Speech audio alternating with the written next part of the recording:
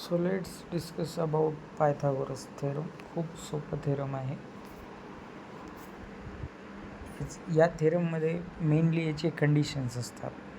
या थेरममध्ये आपण फक्त राईट अँगल ट्रायंगल यूज करू शकतो. राईट अँगल ट्रायंगल कशाला म्हणावे? असा ट्रायंगल ज्याच्यामध्ये एक 90 डिग्रीचा अँगल बनला पाहिजे.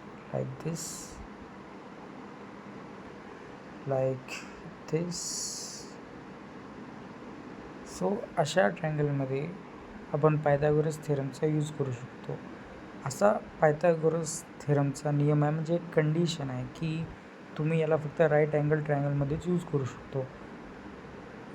करू शकता. So what is basically it is, let's discuss. So first of all, we are making a triangle having purple color. So कोणत्याही ट्रायंगलला जर आपण बघितलं तर एक बेस असतो, त्याला हाईट असते, त्याला हायपोटेनस असतो. राईट अँगलच्या पुढची साईड म्हणजे हायपोटेनस, कधीही लक्षात घ्या.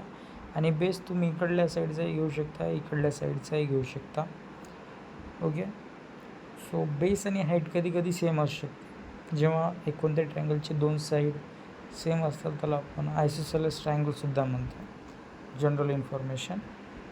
तर पायथागोरस थेरम काय म्हणते? पायथागोरस थेरम असं म्हणते की बेसचा स्क्वेअर प्लस हाईटचा स्क्वेअर बराबर हायपोटेनसचा स्क्वेअर. म्हणजे काय, 1 + 1 = 2 असं नाही होत. बेसिकली काय म्हणते, let's discuss in a clear way. So बेसचा स्क्वेअर प्लस हाईटचा स्क्वेअर बराबर हायपोटेनसचा square. So let's take an example so we'll understand better. Now let's take the famous example, लेखांचं एक्झाम्पल, जे 3, 4, 5 फेमस आकडे ज्यांचे स्क्वेअर्स आपल्याला पाठ राहतात हमेशा.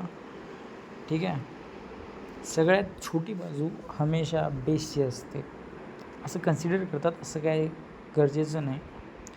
3, 4 आणि 5. तर थेरम असा होता की बेसचा स्क्वेअर बराबर बेसचा स्क्वेअर प्लस हाईटचा स्क्वेअर बराबर हायपोटेनसचा स्क्वेअर. तर लई बार प्रश्न पडते की याच्यात बेस कोणता, हाईट कोणती किंवा हायपोटेनस कोणता. तर हायपोटेनससाठी तर अगोदरच सांगितलं आहे की या अँगलच्या पुढची बाजू किंवा सगळ्यात मोठी बाजू हायपोटेनस असते. बेस तुम्ही हे पण घेऊ शकता आणि हे पण घेऊ शकता. ओके, ह्याच्यात काही प्रॉब्लेम नाही.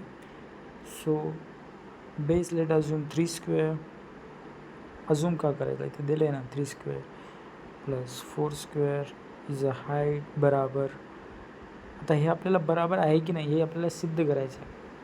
ठीक आहे, क्वेश्चन असाच येतो ना, सिद्ध करा पायथागोरस थेरम. सो जोपर्यंत सिद्ध होत नाही तोपर्यंत आपण इथं बॉक्स देऊ. ओके. आणि 5चा स्क्वेअर काय असतो? 25.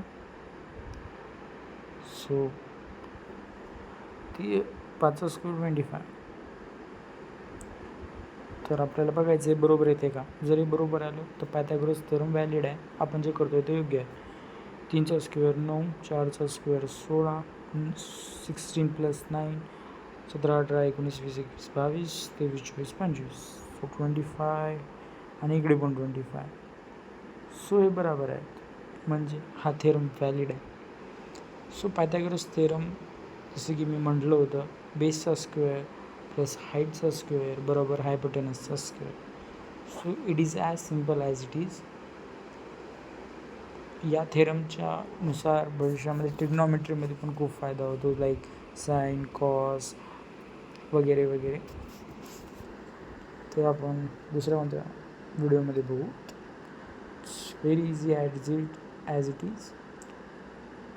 Thank you so much.